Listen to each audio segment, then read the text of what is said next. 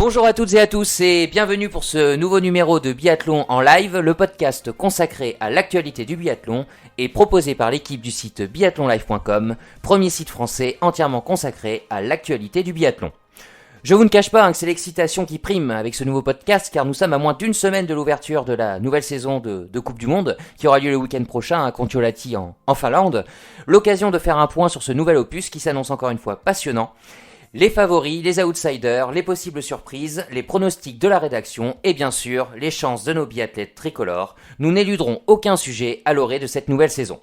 Pour m'accompagner et débattre sur ce podcast, on retrouve mes trois compères qui ont fait réviser leur télé, préparer le stock de couverture, de thé, café, gâteau, mais aussi de vin chaud, surtout Emeric. Bref, ils sont prêts.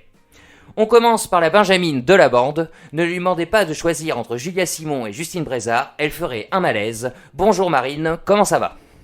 Salut Damien, bah écoute ça va, comme tout le monde je piaffe d'impatience à l'idée que la saison recommence, j'en peux plus d'attendre mais je vais très bien, merci. Tu les sens bien nos jujus cette année ? Je les sens je les sens super bien et je les sens toutes très bien, toute l'équipe, mais on va avoir le temps d'en reparler. Voilà, on en reparlera tout à l'heure. Ok. Également présent, il a fait sa réserve de Genepi pour la saison, c'est notre réservoir de la bande. Salut Emeric, comment ça va ? Bah ça va bien et toi ? Bah impeccable. La QV 2020-2021 s'annonce bien ? Ouais, elle s'annonce bien bonne, bien ouais, corsée. Bien bonne, ouais. Elle va bien taper au front. Ok, parfait. Bon, bah place au troisième élément de la bande, et pas des moindres. Il a investi des milliers d'euros en matériel pour vivre la saison au plus près. Salut Romain, comment vas-tu ? Salut Damien, salut à tous. Oui, en effet, j'ai eu un petit souci technique ces derniers jours au niveau matériel. Juste, donc j'ai dû, juste avant le début de la saison. Ouais, ça tombait mal, mais bon, c'est bon, je suis paré pour l'hiver. Tu n'as toujours pas réussi à faire un tour d'hélicoptère avec Dorothée Avireur ? Non, non, pas encore, mais c'est prévu pour la fin de l'hiver, t'inquiète pas. Bon, ça viendra. Alors, honneur aux dames pour ce preview de cette saison à venir. Au sommaire, la passe de 3 pour Dorothée Avireur, notre avis, ses potentiels rivales. Nous nous interrogerons ensuite sur la saison que peuvent nous réserver nos bleus, avant d'évoquer un sujet d'actualité qui malheureusement pourrait bien avoir de lourdes conséquences sur la saison de nos biathlètes. Je parle bien sûr de ce satané Covid-19. Et on finira en beauté par les pronos de la rédaction. Un programme riche donc. Marine, Romain, Emeric, prêts à en découdre ? Ah ouais, pas de soucis. On est prêts. Prêt, c'est parti. Bon, parfait, tout le monde est prêt, alors c'est parti pour ce nouveau numéro de Biathlon en live. Jingle.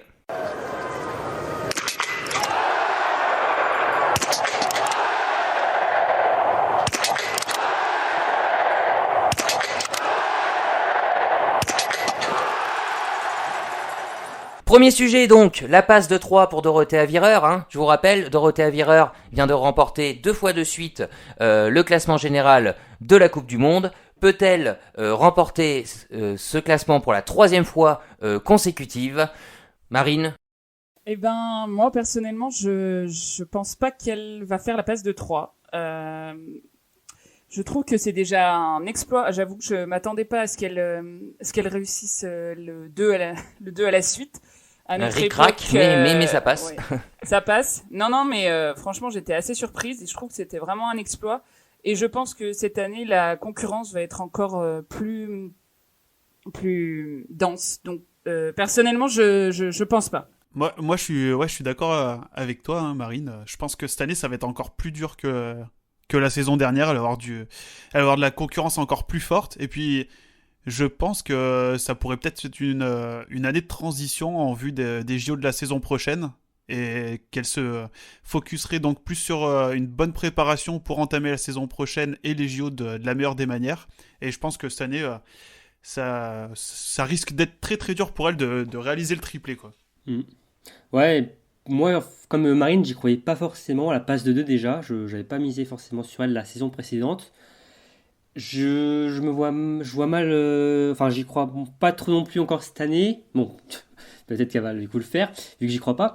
Mais la concurrence, je trouve, est de plus en plus forte derrière, avec des Anna Heuberg qui progressent, Denise Herrmann toujours là, et des Norvégiennes qui sont de plus en plus pressantes également.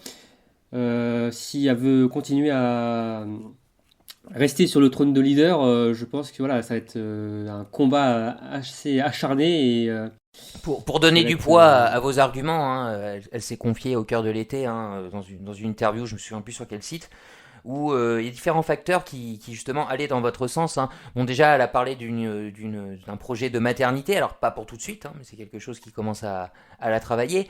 Et puis les sollicitations, on sait que Dorothea Virer, quelqu'un de très sollicité hein, en termes de promotion, publicité, et avec le Covid notamment, tout a été reporté en fait. Donc elle a dû faire énormément de promotions durant l'été, pendant sa préparation, et c'est vrai que préparation n'a peut-être pas été optimum non plus, donc tous ces petits facteurs dont vous venez de parler, plus ce que je viens de dire, c'est vrai que les voyants sont pas forcément ouverts pour l'italienne. Et on sent que elle s'est projetée vraiment elle se projette vraiment sur les Jeux de Pékin 2022, qui est son grand. C'est que son grand objectif, elle a jamais eu de médaille la médaille d'or, hein, c'est. Mm. Enfin, si, elle a déjà eu une médaille, mais pas un titre olympique en tout cas. Ouais, elle a pas eu de médaille d'or individuelle. Donc c'est vraiment le seul titre qui lui manque.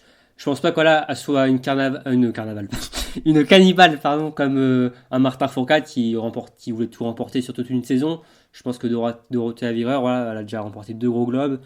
Maintenant, elle s'est fixé 2 saisons supplémentaires et avec au bout ce titre olympique qui lui manque. Oui, et puis je pense que on va pas l'enterrer non plus, hein, bien sûr. Hein, non, bien sûr, mais... Non, évidemment, mais... Elle fait partie des favorites dans tous les cas. A fait des parties des favorites et on sent quand même que ça progresse derrière. Est-ce que Dorothea Virer peut encore progresser Peut-être, oui. Mais voilà, derrière, c'est quand même très costaud. Alors ça progresse derrière, Romain, justement, tu penses à qui en particulier ? Je pense du côté de la Norvège, déjà, avec Marte Holzboe Rosland, qui, pour moi, est la grande favorite pour cette saison. On se rappelle l'an dernier, alors elle n'avait pas tout misé sur la Coupe du Monde, pour cela qu'elle n'a pas forcément terminé dans le top 3, mais elle avait tout concentré sur les championnats du monde et on voit que ça avait parfaitement fonctionné. Hein. Elle a remporté 7 médailles sur 7, dont 5 en or. Et la reine des elle a quand même mondiaux. été assez impressionnante sur toute la saison. Et je pense que si elle veut se concentrer pleinement sur la saison, ça va faire mal. Pour moi, c'est vraiment une biathlète complète, que ce soit sur les skis ou derrière la carabine. Elle arrive vraiment à assembler les deux pour moi. Et pour moi, c'est vraiment la favorite à la succession de Dorothea Virer. Moi, je suis du même avis que toi, hein, clairement. Marthe, pour moi, c'est même plus que Doro, je la mets comme ma prétendante numéro 1 au titre de vainqueur du Gros Globe. Hein. Bon, comme tu disais, on a bien vu ce que ça a donné l'année dernière avec les mondiaux. Si elle se donne comme objectif cette année de remporter le général et qu'elle y met les mêmes moyens qu'elle a mis pour les mondiaux la saison dernière, je vois pas ce qui pourrait l'en empêcher. Hein.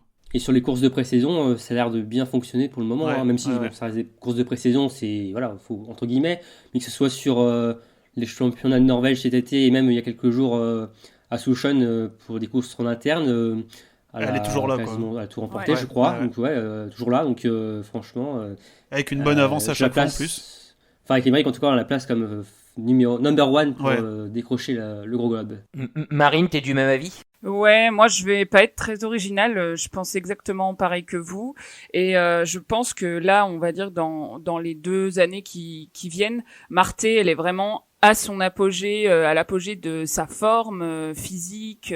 Bon, elle a la trentaine, elle a 30 ans ou bientôt 30 ans et en plus c'est une biathlète qui s'est vraiment construite petit à petit. Elle a franchi des paliers, chaque année elle franchit un palier, elle devient de plus en plus forte, plus en plus solide au tir. En ski, elle est toujours plus présente et du coup, je pense que à ce niveau-là, ça fait que c'est très solide puisque c'est très construit de manière hyper progressive et moi, je la vois vraiment être dans la place et remporter le Gros Globe. Après, en biathlon, on peut jamais jurer de rien, mais bon. Et puis elle a déjà prévenu ses adversaires, comme on l'a vu là hier sur ses réseaux sociaux, en disant à Denise et Doro, est-ce que vous êtes prêtes pour la saison ? Donc, oui, elle le joue, elle l'a dit qu'elle le jouait. C'est assez rare sur le circuit féminin d'annoncer qu'on joue le Gros Globe, parce qu'il y a tellement d'incertitudes que de le dire, je trouve que c'est assez fort. Ah oui, elle l'a carrément annoncé. Alors, une petite question pour vous. Est-ce que cette soi-disant statut de favorite pour elle, est-ce que la concurrence quand même pourrait pas venir en interne à l'intérieur de l'équipe de Norvège, hein, suivez mon regard, bien sûr, on pense à Thierry Lecoff. Est-ce que c'est sûr. Voilà, hein, est-ce que c'est pas compliqué aussi la concurrence interne ? Enfin, c'est toujours plus compliqué de se battre contre une compatriote que contre une autre nation. Ça dépend. Après, j'ai l'impression que Cyril et Marté s'entendent très bien. Donc, à l'inverse d'une Dorothée Avireur et Elisa Vitozzi Bien qui sûr. s'entendent pas forcément et qu'on a vu que ça, dans l'équipe, c'est quand même assez compliqué. Ça crée un peu des clans, on dans dirait. le- Ouais, exactement. Mais après, oui, c'est sûr qu'après, on verra dans la saison, hein. Des fois, il y a des biathlètes qui s'entendent très bien et que après, que la quête du gros globe, tout ça, ça crée des tensions, ça peut créer des tensions. Mais après, non, ils ont l'air quand même de très bien s'entendre. Mais c'est sûr qu'il faudra également compter sur Thierry Lecoff. Mais on va voir par rapport à Thierry Lecoff d'ailleurs si cette dernière saison, c'était pas Un coup de bluff, ouais. une saison, pas un coup de bluff, non, mais une saison En sur-régime. extraordinaire. Enfin, dans sa carrière, oui, voilà, a été pour une fois régulière, on va dire, dans une saison où elle avait vraiment eu du mal les saisons d'avant, les saisons passées. Et on va voir si elle va pouvoir continuer à progresser dans sa régularité. Et si elle continue, oui, elle sera prétendante. Sachant que l'esprit d'équipe est très bon en Norvège, hein. On l'a vu, Oui. les relais féminins l'année dernière, Ça elles ont gagne tout, hein. tout remporté. Ouais, Hein. ouais. Mm.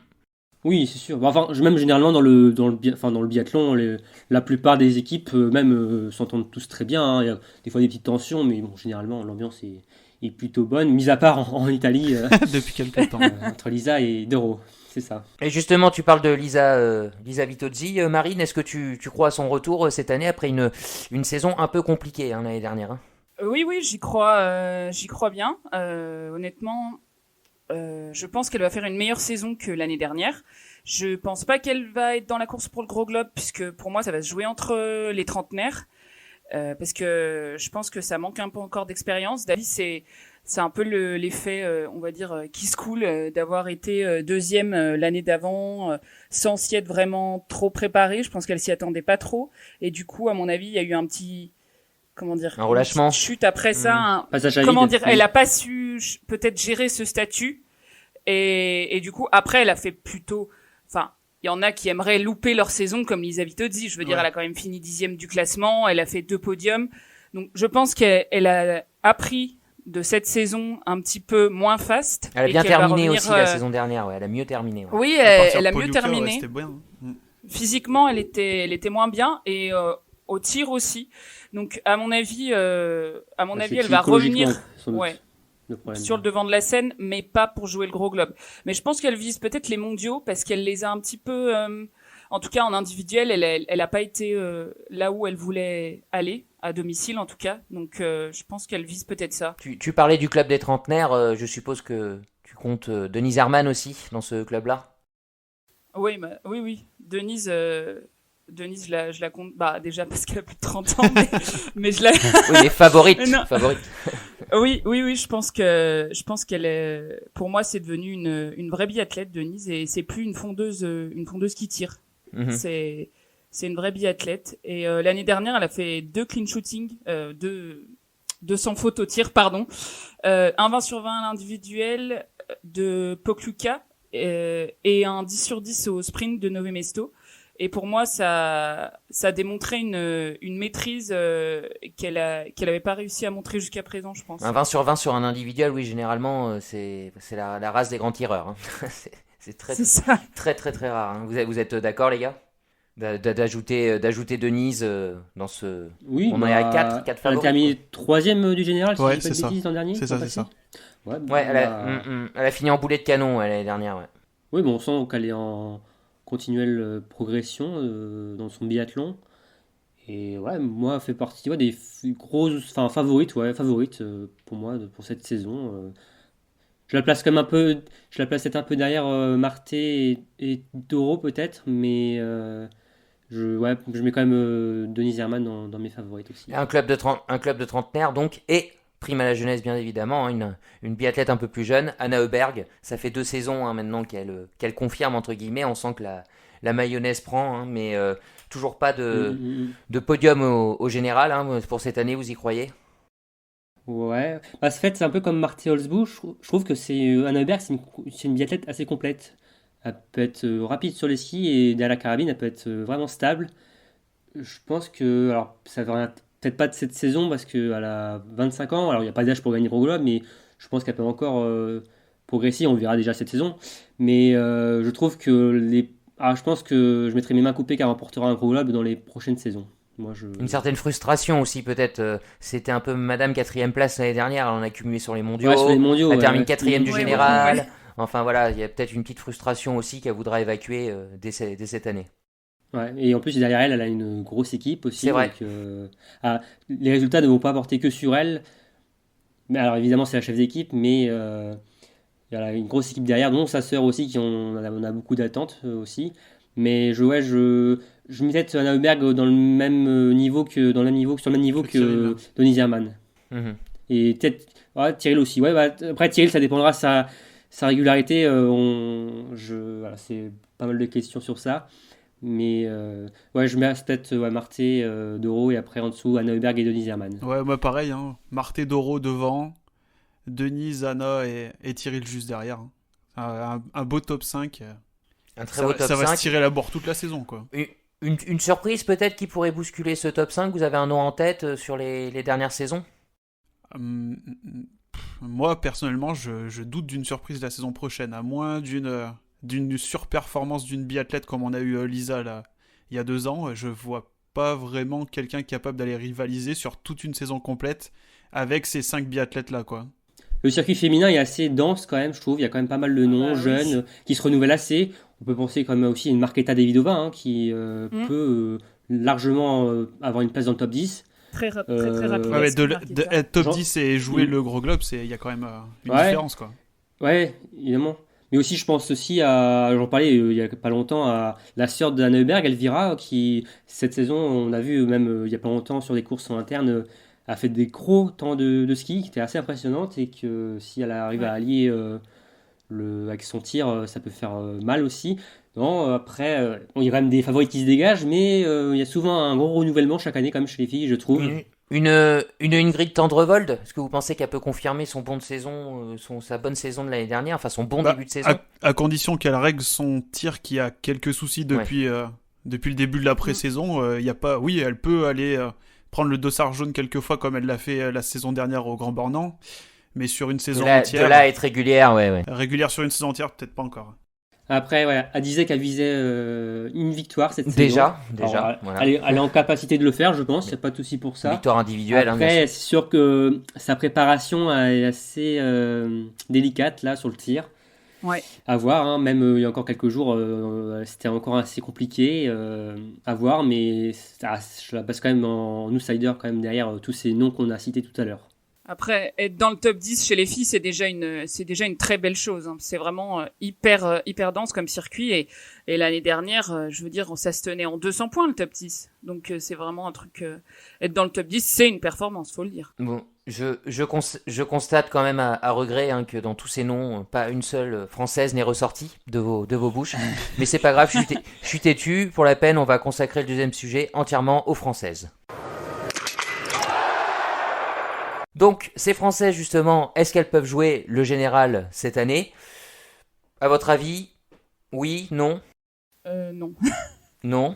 Non, enfin...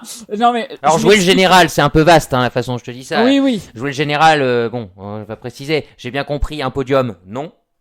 Ça, c'est Ouais, sûr, hein, je vous pense n'avez pas évoqué. On serait quoi? On resterait sur du top 10? Pour moi, je pense que pourrait y en avoir une dans le top 5. Ouais. Ça me paraît jouable, le top 5. Ce serait déjà une très belle performance, vu les gros noms qu'il y a. Et je dirais, enfin, dans leur tête, à mon avis, les mondiaux sont le gros objectif. Mhm. Parce que ça fait 2 années qu'elles, on va dire, Se loupe. passent un petit peu à côté. Mhm. Il y a eu la médaille de Justine à Östersund et la médaille d'Anaïs Bescon, pardon, sur le relais simple mixte l'année dernière. Mais voilà, on s'était habitué avec Oslo à on va dire des performances assez extraordinaires, et je pense qu'elles ont envie de réitérer ça. Et Pokluka, c'est un site qui réussit bien en français, donc moi j'y crois. Ouais, bah moi je suis plutôt d'accord avec toi, hein, Marine. On va tous un peu aller dans le même sens, hein, mais mais là c'est vrai que podcast, c'est... Je vous rappelle intéressant. que les filles, l'année dernière, Justine Breza et Julia Simon terminent quand même 7 et 8, c'est ça, hein, 8 et général 9. 8 et 9. 8 et 9. Justine. Voilà, 8 Mais, et 9, après avoir joué les 3 premières places sur toute la première partie de la saison, hein, quasiment. c'est pas pour éviter les débats, mais ouais, moi je pense comme Marine, hein, enfin, c'est la vérité devant nous, on peut pas non plus s'inventer des avis et dire ah bah si, il y en a une qui est vraiment prétendante au général, on sent qu'il y a quand même un niveau d'écart qui est encore, enfin qui est léger, hein, mais avec les 5 qu'on a nommés juste avant, mais je pense que c'est encore un petit peu trop loin pour nos Françaises et que elles vont se focaliser plus sur les mondiaux, bien réussir et se rattraper un peu comme tu disais, des deux derniers mondiaux qui ont été un peu mitigés, quoi. Romain, un Ouais, avis différent, Je pense que. Alors, non, malheureusement, je ne veux pas être. très avoir un original, avis mais c'est pas grave, différent. c'est pas grave. Et je pense que ouais, elles ont quand même. Le groupe féminin a quand même déjà les Jeux de Pékin en tête. Je pense que. On voit que quand même devant, il y a quand même des gros noms. Que ça va être compliqué de rivaliser toute une saison contre une Doro, une Tyrrell, une Denise, une Anna Heuberg, une Marté. Je pense que oui, le top 5 peut être jouable. On voit que Julia Simon progresse quand même d'année en année. Avec une magnifique victoire hein, Ouais. sur la dernière course de la Oui, saison elle a dernière. terminé sur une très belle victoire. Elle a remporté également le show de Wiesbaden en Allemagne. Qui, bon, ne veut peut-être pas forcément rien dire, mais c'est toujours ça de prix. Mais je pense que les filles vont devoir ont l'envie aussi d'emmagasiner un maximum de confiance aussi, de se retrouver, une, retrouver une force collective qu'elles avaient peut-être un peu perdue ces dernières années. Je pense que voilà, comment dire, avec aussi le retour d'Alice Chevalier qui va faire, je pense, du bien. Voilà, on va voir comment les premières courses si voilà, elle est performante et qu'elle a retrouvé le niveau qu'elle avait avant. Mais je ne pense pas que les filles visent un classement général cet hiver, mais surtout une grosse performance collective avec déjà les Jeux de Pékin dans un coin de leur tête. Ouais, Marine, le retour d'Anaïs Chevalier. Bah tu- oui, c'est une très bonne chose parce que déjà c'est une fille qui a beaucoup d'expérience, qui a pas mal de podiums à son actif. Sur le relais, elle a toujours été très importante. Elle lançait le relais, enfin c'est un peu comme c'est un peu notre Lisa Vitozzi du relais quoi, qui lance toujours parfaitement le relais. Donc je pense que voilà, en plus c'est une excellente tireuse sur lequel on peut se reposer en termes de statistiques et On rêve tous d'un retour à la Marie Dorin. c'est ça. Ouais. Elle, ça, ouais, c'est- oui, c'est bien tout ce sûr, qu'on lui on en souhaite, rêve hein, tous, mais on peut pas. En tout cas, physiquement, d'après ce qu'elle a montré sur les Summer Tours, elle a l'air tout à fait en forme par rapport au reste du groupe. Donc ça, c'est déjà très très bon signe, je pense. Et pour moi, c'est une fille d'expérience. Elle peut montrer l'exemple au tir, ce qui a un petit peu fait défaut l'année dernière. Donc pour moi, c'est du tout bon. Et je pense que l'équipe cette année sera très compétitive sur les relais notamment. Et j'ai aussi hâte de voir la progression aussi de Chloé Chevalier et de Caroline Colombo, hein, qui sont les deux dernières françaises dans le groupe, j'ai envie de dire. Qui se font souvent ils jonglent entre le circuit IBU Cup et le circuit de la Coupe du Monde durant l'hiver. Et j'ai hâte de voir si elles peuvent vraiment définitivement s'installer dans le groupe Coupe du Monde avec des belles performances et voilà, pourquoi pas quelques top 10 et Non mais et une place aussi en championnat du monde, hein, parce que c'est réservé aux 4 quotas. Elles ont fait des podiums sur le Summer en tout cas. Hein. Ouais. Et puis enfin avoir le tampon équipe A officiellement sur leur fiche de la FNS. Ouais, c'est ça. Ça serait joli. C'est Je pense ça. qu'elles en ont bien envie. en C'est tout ça, cas. c'est toujours. Même si c'est bon à prendre. honorifique, hein, c'est toujours plus joli, quoi. Donc si je résume bien vos différents propos, hein, peut-être une saison de Coupe du Monde à pas forcément regarder, plus une concentration sur les championnats du monde, voire les Jeux Olympiques, et donc pourquoi pas au final avoir de belles surprises en Coupe du Monde. Ah, hein, mais vu que tout à vous fait, vous hein. attendez pas forcément des miracles. On non espère plus, que ça se passera plutôt bien derrière la carabine et qu'on n'aura pas changé de coach une Ouais. nouvelle fois, parce que si on change de coach encore cette année, ça va être Ça fera un peu tâche, hein. très très compliqué. Ouais, ça va faire tâche. Il sera très très compliqué avant les JO. Oui, on parle souvent d'un là, cycle de 2 ans en plus pour les grandes compétitions. Alors là, on est dedans, quoi. Hein, c'est vrai. Parce que déjà que c'est vraiment pas très stable. On se rappelle évidemment du coup de gueule de Fred Jean Au lors mondiaux. des championnats du monde, un peu désespéré, on peut dire. Hein.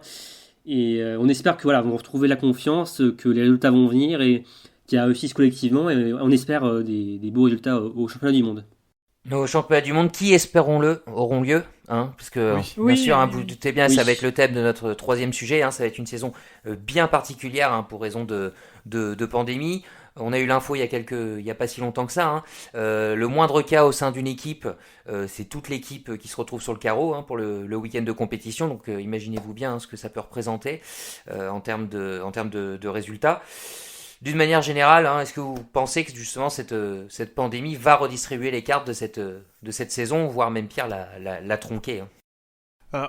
Si je peux commencer, Vas-y, Mike. si ça reste à stabiliser comme c'est actuellement, ça a actuellement l'air d'être le cas dans certains pays, les 4 impasses autorisées par l'IBU pour cette saison devraient permettre de compenser et de faire face à ces situations qui seraient assez dramatiques, hein, d'une équipe entière qui se verrait être mise en quarantaine et rater à plusieurs courses à cause d'un seul cas, c'est vrai que ça serait assez dramatique. Mais je pense que le fait d'avoir implémenté cette saison les 4 impasses autorisées, ça va permettre d'avoir des moins gros dégâts au classement général que ce qu'on pourrait s'attendre. Du moins, j'espère. On parle résultat, hein, mais il y a un autre aspect à prendre en compte, hein, c'est bien sûr tout ce qui tourne autour, hein, c'est assez particulier. Bon, on sait que les biathlètes vivent assez en vase clos, mais voilà, on a bien compris, hein, c'est pas de sortie, c'est les équipes restent ensemble, enfin on se mélange que sur la piste. Et puis les cas, c'est pas seulement les cas de biathlètes qui pourraient suspendre l'équipe entière, c'est même les membres de l'encadrement, que ce soit quelqu'un qui s'occupe des skis, de quoi que ce soit. On peut imaginer des possibles. Bon, ils rentrent pas souvent chez eux, hein, mais entre deux étapes. Mais on peut imaginer aussi que cette année, ils rentreront vraiment pas beaucoup chez eux pour pas se mélanger. Enfin, ça peut être compliqué sur un plan psychologique aussi. Ah bah oui. Ouais, il y a les Norvégiens pour Noël, ils ont déjà annoncé qu'ils pourraient pas passer Noël avec leur famille parce qu'au retour de l'étranger, ils ont forcément 10 jours de quarantaine. Donc 10 jours de quarantaine, après tu passes 3 jours, enfin 2 jours, je crois que ça aurait fait à passer chez eux. Du coup, ils ont déjà prévu apparemment de rester ensemble pour un Noël entre biathlètes, ouais. Ah, les Américains, hein, c'est pareil, ils vont pas rentrer. Hein. Ouais. Américains, Canadiens, Japonais. On sait que les Chinois ne viendront pas du tout, eux. Pas avant C'est 2021. Ça, hein. Pas avant 2021, hein, donc voilà, non, une situation un peu particulière qui peut redistribuer les cartes, on l'a dit. Bon, il y a les 4 jokers, certes, mais voilà, on n'est pas à l'abri de quelques heures avant le départ d'une course d'entendre une sélection entière qui est éliminée, quoi, hein, tout simplement. D'ailleurs, une petite question à ce propos, ça concerne genre quand t'entends sélection, c'est masculine et féminine ? Ouais, c'est la sélection entière. Ah punaise, ça fait beaucoup. Ouais. Après, ça dépend, hein. Peut-être que si, par exemple, l'équipe de France décide de faire 2 groupes, vraiment de côté, enfin mettre les groupes masculins dans une chambre, dans un hôtel et l'équipe féminine généralement, dans un autre, c'est pas trop le cas, c'est pour ça. Après, il y a toujours des techniciens ou des hommes toujours en lien dans les 2 équipes, donc forcément. Il y a ça, et puis on sait qu'il existe des couples aussi. Enfin, c'est voilà. Oui, effectivement. Non, mais c'est. Ah bah non, pas de bisous, hein. Tout l'hiver. En théorie, oui, mais bon, c'est. Non, ça va pas être facile. Non, mais c'est tout ça. C'est une logistique très compliquée. Ça va être une saison assez frustrante sur certains points, sans doute. Je pense que les biathlètes sont déjà contents que. On peut faire confiance à l'IBU qui a plutôt bien géré pour l'instant. Puisse avoir lieu. Et on va vivre au jour le jour cette saison, comme cette pandémie qu'on vit également. Et on risque d'avoir certaines surprises, certains retournements de situation. On n'en manquait pas déjà avec le biathlon, mais là on risque d'en avoir encore plus cet hiver. Voilà, c'est ça. Et bien sûr, le circuit Coupe du Monde est quand même uniquement concentré sur l'Europe cette année, avec des dates qui sont multipliées pour éviter les déplacements. Enfin voilà, l'IBU a vraiment... Mais l'IBU a vraiment bien anticipé, en tout cas. Moi, je trouve que ils ont été bons, de coupler les étapes, tout ça, non, c'était bien. Spectateur ou pas spectateur ce week-end? J'en sais rien. On croise les doigts pour qu'il y en ait en tout cas. On n'a pas eu de contre-information. À Conchorty, il faudra attendre jusqu'à la dernière seconde, hein, parce qu'avec le coup de l'an dernier, de la saison dernière, où ils ont été refoulés à 2 minutes près. Mais pour l'instant, il n'y a pas de contre-indication, quoi. Pour le moment, spectateur. D'accord. On espère, hein. Enfin, en tout cas, si tout est respecté, si tout est bien mis en œuvre pour que ça se déroule avec les spectateurs, qu'il y ait des spectateurs, hein, les biathlètes seront les premiers amis. Mais nous aussi, dans notre télé, avoir un peu d'ambiance, c'est toujours. C'est le seul site avant fin janvier où il y a les spectateurs autorisés. Le reste, c'est tout à huis clos, donc. C'est ça. Alors, est-ce qu'on aura quelqu'un, si c'est à huis clos, est-ce qu'on aura quelqu'un aux manettes, comme dans certains sports, qui va appuyer sur des boutons lors des tirs, les encouragements? Est-ce qu'ils vont faire une ambiance? Je sais pas trop.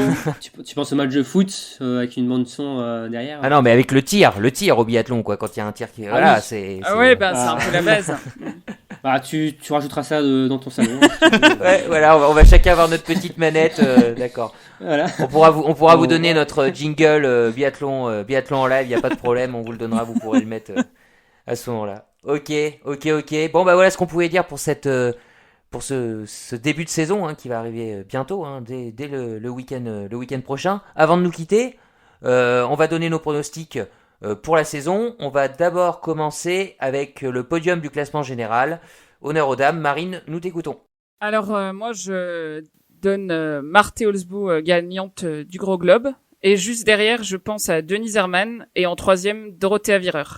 Romain? Alors, si vous voulez vous faire un max de pognon, il faut mettre Marthe Olsbu première, Dorothea Virer deuxième, et en troisième position, Anna Heuberg. Émeric? Ah bah, j'allais dire la même, Marthe en premier, Doro deuxième et Anna en troisième place. On a le même podium. Bon, ouais. Et Pas Mike très veut se faire un original. max de pognon. c'est Ouais. bien. Et toi, Damien, du coup Ouais. Ben moi j'en gagnerais peut-être un peu moins que vous, mais bon, pour Marthe Olsbu, on est d'accord, on est tous d'accord. Par contre, je place Thierry Lecoff en deuxième, un Ouais. podium norvégien, mais quand même avec une Suédoise sur la troisième place. Je sors Dorothea Virer Un de podium 100% ce, scandinave. de ce top 3, ouais. Anna Heuberg, en troisième position. J'ai déjà hâte de ressortir cette partie du podcast pour qu'on foute de nous en fin de saison. Tu vois. Et voilà, c'est enregistré, il y a des dossiers. Voilà. On va s'amuser un petit peu aussi. Vous vous souvenez, on vous a parlé du nouveau dossard qui apparaît cette année, l'un des nouveaux dossards, le dossard bleu du meilleur jeune. Marine, ton meilleur jeune pour l'année prochaine? C'est difficile de choisir. Ouais, alors bon, je pense que ce sera dans les dernières qui peuvent postuler de la team 96. Donc je dis pour moi Julia. Ok. Ouais, elle reste fidèle à son groupe, quoi. Romain? Je vais peut-être tenter une grosse cote. Ah, je sens la Suède arriver. Ah. Exactement. Je dirais Elvira Heuberg. Ouh. Ah, t'as tapé dans l'œil, on l'a bien compris. On l'a bien Je compris, dirais Romain. une grosse. Alors, c'est peut-être pas forcément celle que j'aurais peut-être pensé en premier, mais si vous voulez vous faire un max de pognon. Oui, si ça passe. Alors là, ça oui, rapporte si le ça film, passe, ouais. si ça passe, oui, c'est un max de pognon, ouais. Voilà. Émeric? Moi, je vais jouer un peu moins risqué. Je vais mettre une pièce sur Davidova. Je la vois bien aller truster le Eh ben, dossard écoute, bleu, le tout premier. Je vais pas te contredire, j'ai le même Eh ben, pronostic. voilà. C'est pas chauvin. Voilà, il y en aura forcément qui auront. Non, moi non plus, je suis pas chauvin. Non, non, c'est sûr. Non chauvin. Je vous ai religieusement écouté. Je vous ai religieusement écouté pendant ce podcast. Non, ça peut pas Non. passer de mettre une française sur le dossard bleu. Donc voilà. Ok. Bon bah merci pour vos pronos. Merci à toutes et à tous de nous avoir écoutés. On se retrouve très vite pour un autre podcast, cette fois-ci version messieurs. Toujours pareil, n'hésitez pas à nous donner votre avis, ce qui vous a plu, déplu, likez, partagez sur tous vos réseaux sociaux. Bonne continuation à toutes et à tous et à très bientôt pour un nouveau numéro de Biathlon en live. Ciao. Salut. À plus. Salut.